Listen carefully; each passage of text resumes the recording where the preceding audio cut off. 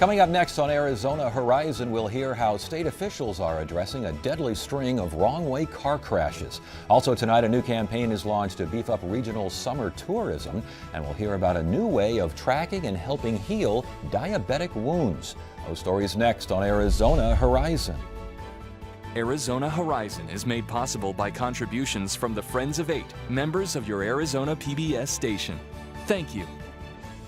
Good evening and welcome to Arizona Horizon. I'm Ted Simons. Governor Brewer today called the legislature into special session next week to reform the state's child safety system. The governor is proposing a new standalone child welfare agency that would put investigations of abuse and neglect on the same level as preventative services and would receive $60 million in the agency's first year. A top official in the Obama administration arrived at the Phoenix Veterans Hospital today to look into allegations of deadly wait times for medical treatment at the facility.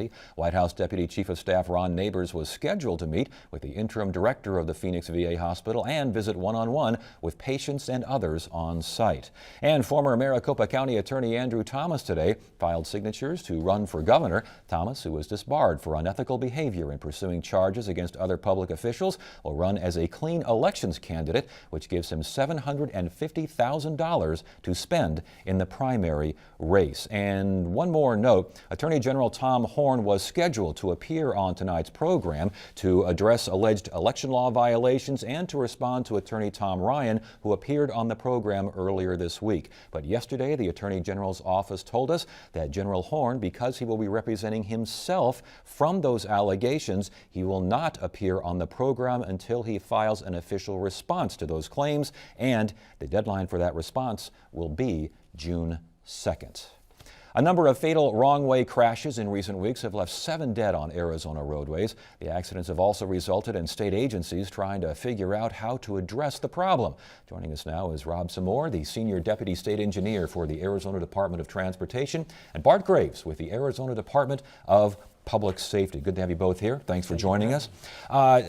Why are we seeing so many of these crashes? What's going on out there? Well, first of all, ADOT takes this very serious, and so along with our partners at the Department of Public Safety and the Governor's Office of Highway Safety, we have started to look at a number of reasons why this is happening. And you have distracted drivers, you have confused drivers, but in the 3 recent cases, you have impairment. And so it's very difficult to identify those causes, but people have made conscious decisions to actually get behind the wheel when they probably should not have been driving. Indeed, and yet impairment happens, has happened, will happen. We've had 7 killed in the past couple of weeks here. Is this an anomaly? Again, what's happening?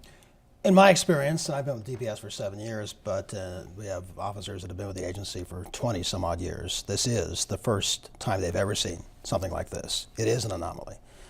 Is it a problem? Impaired driving is a problem, and I think we and the Governor's Office of Highway Safety and law enforcement everywhere has been hammering that message continuously for years, and I think people kind of tune it out until something like this happens and they realize how important it is. Let's talk about highway monitoring and just the ability to do these kinds of things. Is the technology there for that? How are highways monitored now? What are you looking at in the future? There are a lot of studies looking at the different monitoring techniques. There's microwave, there's radar, there's in-ground loop detectors. What we're currently doing through our Traffic Operations Center is monitoring the traffic through video detection. And so throughout the valley and around the state, we have cameras that are monitored 24 hours a day, 7 days a week from a central location. Now that system highly relies on an operator who is observing the infraction. There was a study that looked at 2 or 3 different technologies here locally, and there were wrong-way driver detections messages that sent. The key to that technology, however, is it has to be connected to this notification system that not only warns the driver, but takes that message back to a central operations center and notifies law enforcement. Are those cameras, the further you get out of town, the less you see of the cameras, fewer cameras, that farther is correct. out? Cameras are predominantly in the metropolitan areas, although we do have some weather-related cameras throughout the state. As far as DPS is concerned, what is the policy when it comes to wrong-way drivers? What happens? What goes into action? Well, dispatch will, whatever part of the state they're in, will notify our officers to association with 911 calls to find out last location. Officers will go there looking for that driver, and they'll anticipate where the driver is going. As you probably saw in the first wrong-way collision fatal involving the Officer Mendoza, our officers were stationed. This driver was southbound the northbound lanes of the 51. Our officers were there, and they tried to ram this vehicle. He drove around us. They tried stop six. He drove around that, and he was bound and determined, and we'll never know probably, to kill himself. So it's a difficult task taking wrong-way drivers off the road. And again, Phoenix area compared to areas outside of the Metro Phoenix area, is there a difference, and how much of a difference?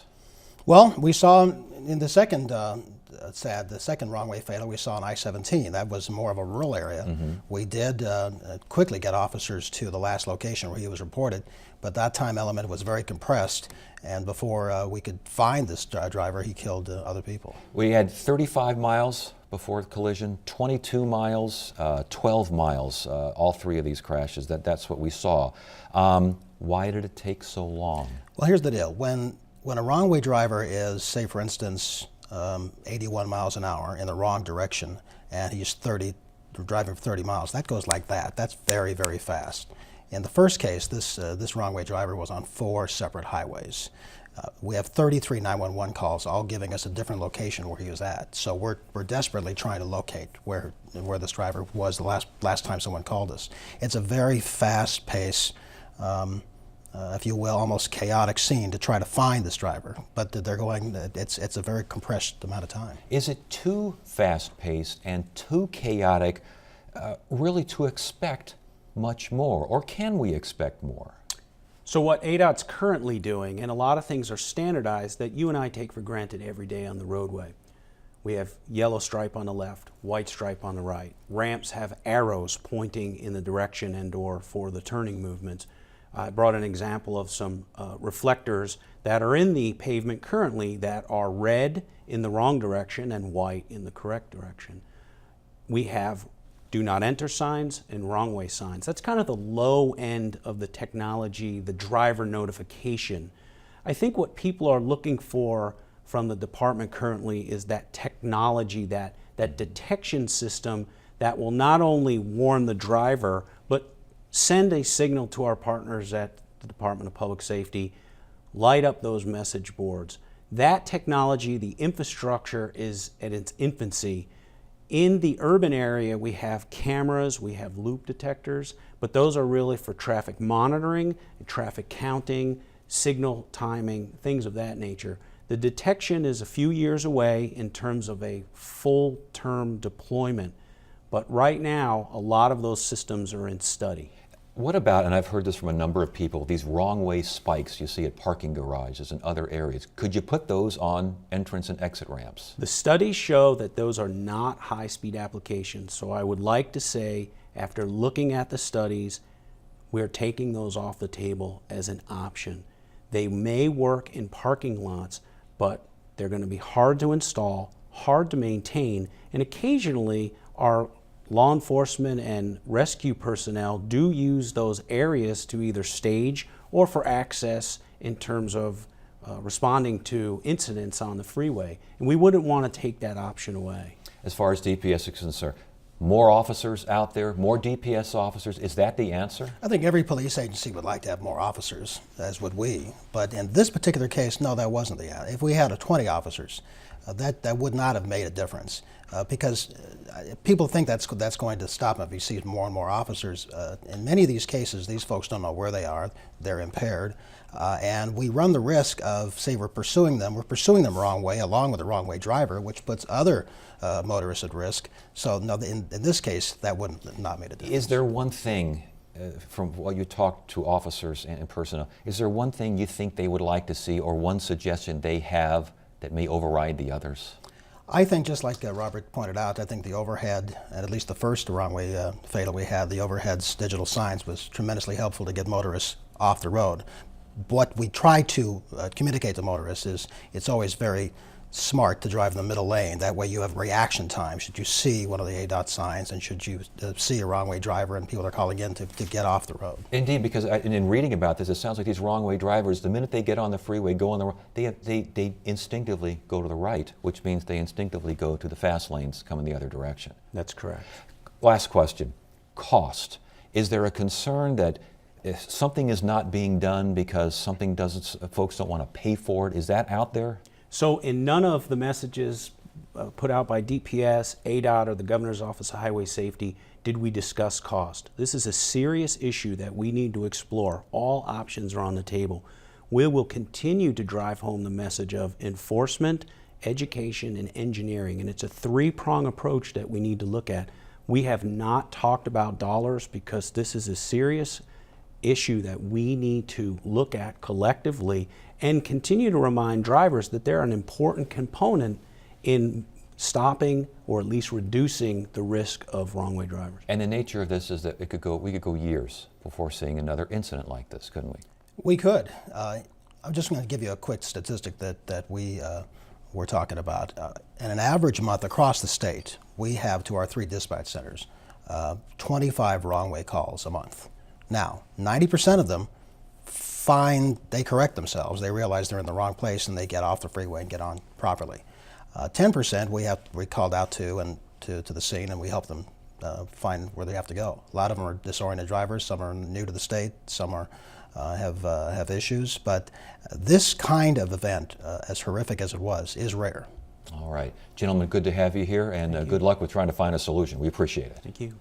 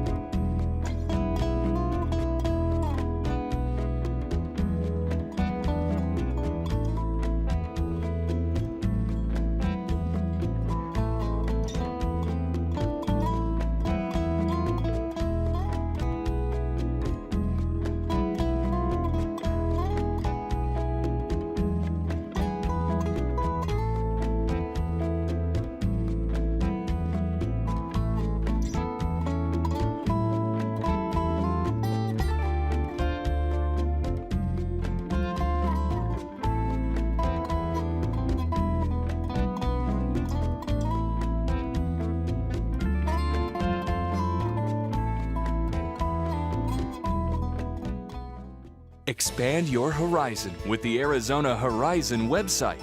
To get there, go to azpbs.org.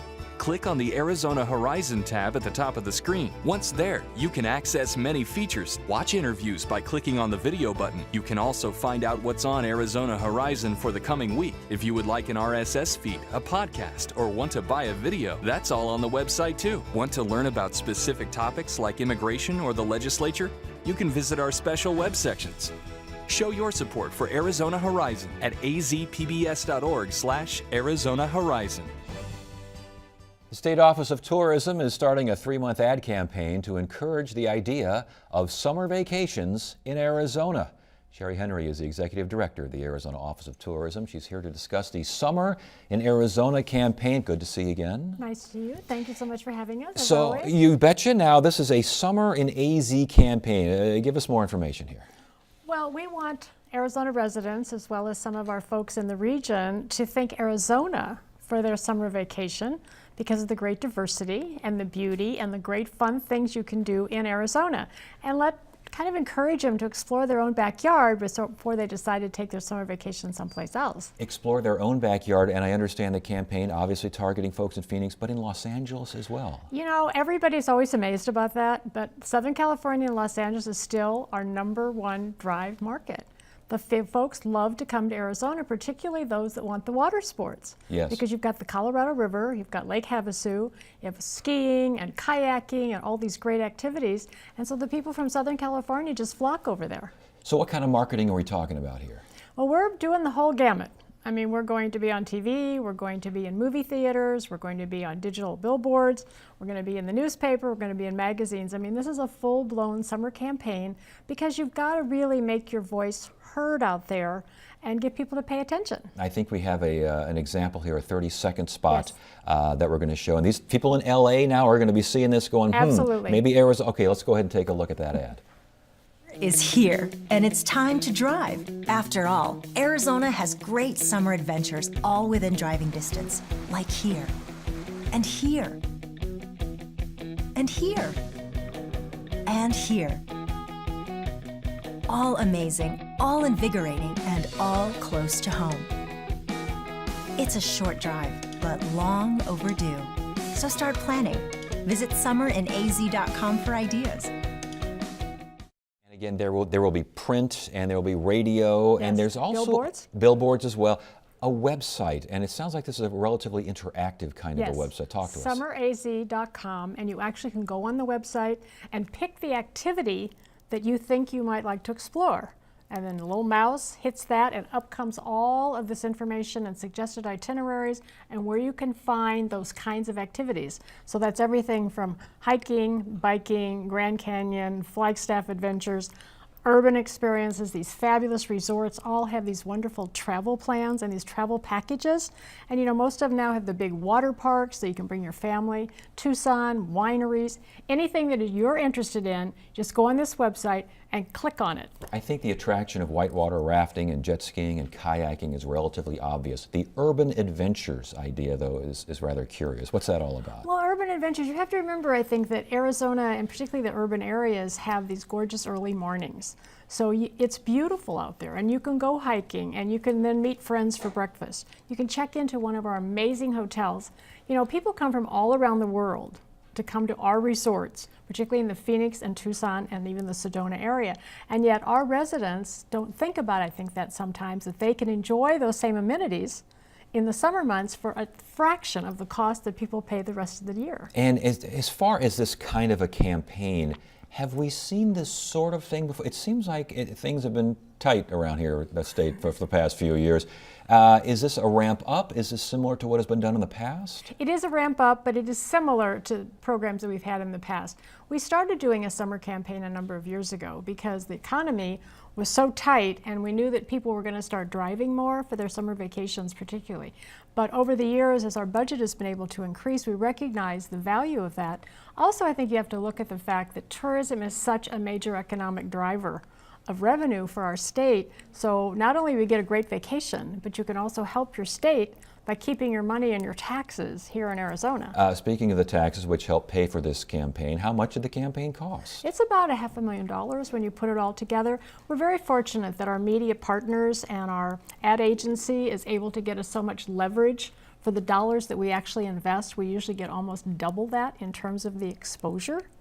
So that helps us a lot to tell that Arizona story. And when does the campaign start? How long does it last? It started now, it just started in May, and it runs through August until about the time the kids go back to school. And we talked about Los Angeles and how some folks are kind of surprised at folks in LA, but they see water sports when they see Arizona as opposed to what some of us see when we think of Arizona in the summertime. What are the impressions? You've heard of, you've been around the country, you know what people from elsewhere think of Arizona as far as a tourism destination. What do they think, besides the Grand Canyon? What are they thinking? I think they always recognize the iconic. I think Arizona is really known, obviously, for its beautiful scenery. And I think the thing that we're trying to layer over that is the activities that exist in addition to that beautiful scenery.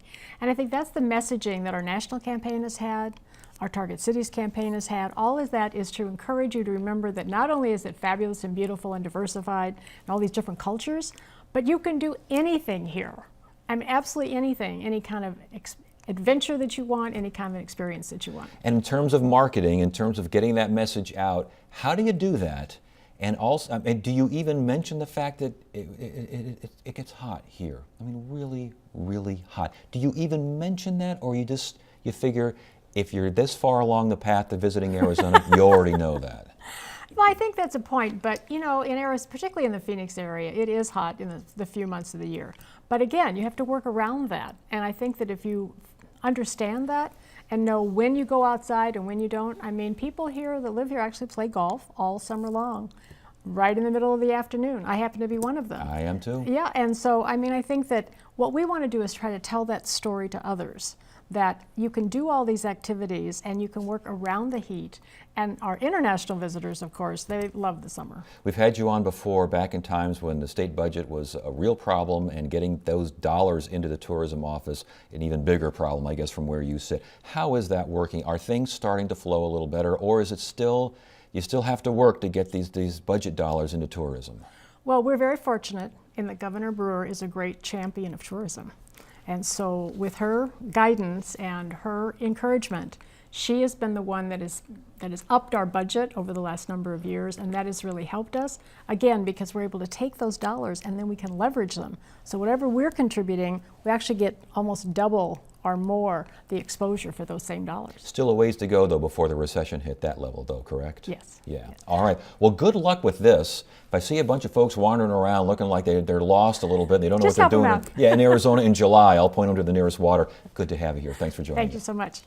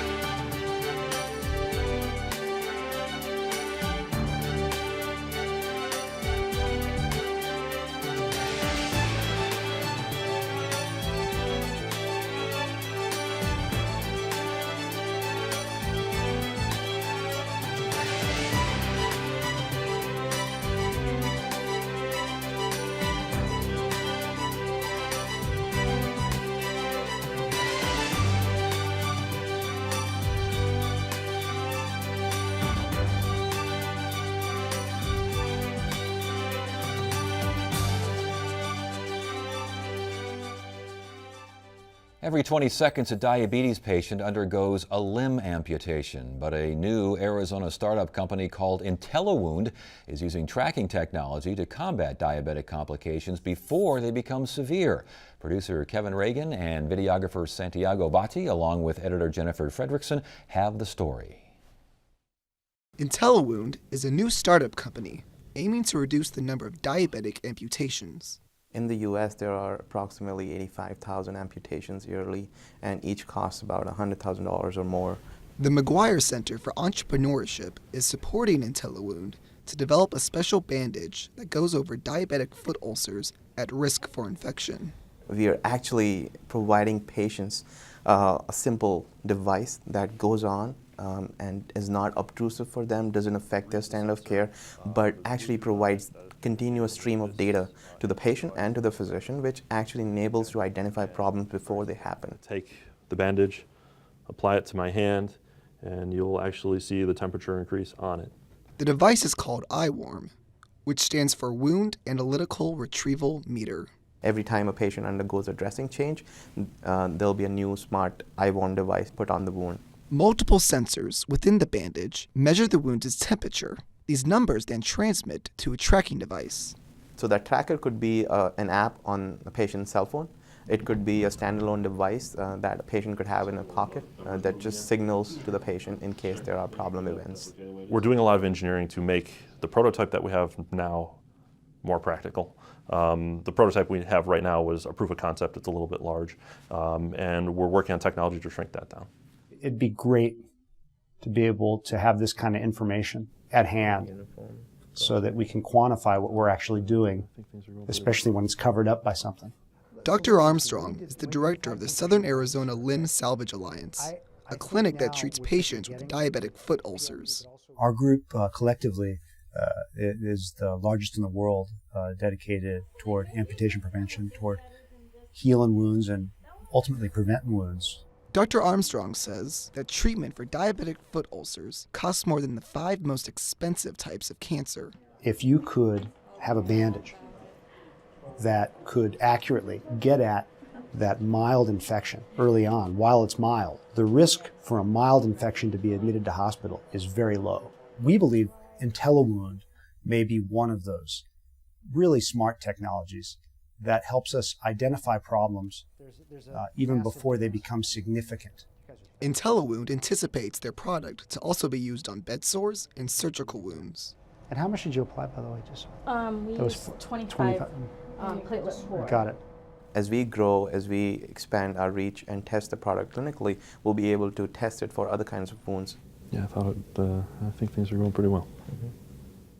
You can find out more about the company at its website, IntelliWound.com. Friday on Arizona Horizon, it's the Journalists Roundtable. Congressman Matt Salmon calls on State Attorney General Tom Horne to drop his re-election bid, and a special session is called to overhaul the state's child safety system. Those stories and more Friday on the Journalists Roundtable. And a reminder, Attorney General Tom Horne was to appear on tonight's program to address election law allegations and violations. But yesterday, the Attorney General's office told us that because General Horne is representing himself against those claims, he will not appear on the program until he officially files that response. That is it for now. I'm Ted Simons. Thank you so much for joining us. You have a great evening.